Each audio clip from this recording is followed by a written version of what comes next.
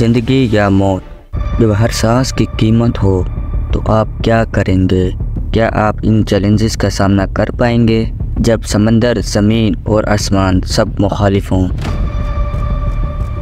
जब जंगल की तारीकी में छुपे हों ख़तरात, जब आसमान की बुलंदियों में हो मौत का सामना।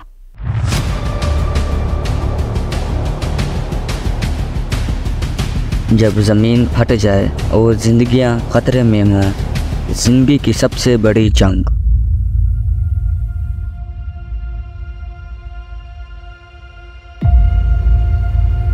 जब हर लम्हा आपकी ज़िंदगी के लिए आखिरी हो सकता है तो आप क्या करेंगे?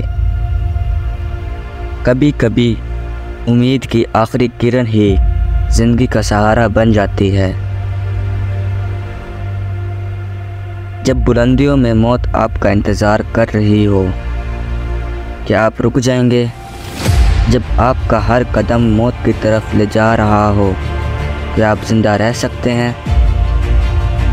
हर वो लम्हा आखिरी हो सकता है जब हर सांस कीमती हो, क्या आप लड़ेंगे? ये कहानियाँ हैं उन लोगों की जो कभी हार नहीं मानते, जो ज़िंदगी के हर चैलेंज का सामना करते हैं, हर चैलेंज का सामना करते हैं। क्या आप भी इस जंग में हमारे साथ शामिल होंगे? क्या आप तैयार हैं? Get ready to fight. Bring it on.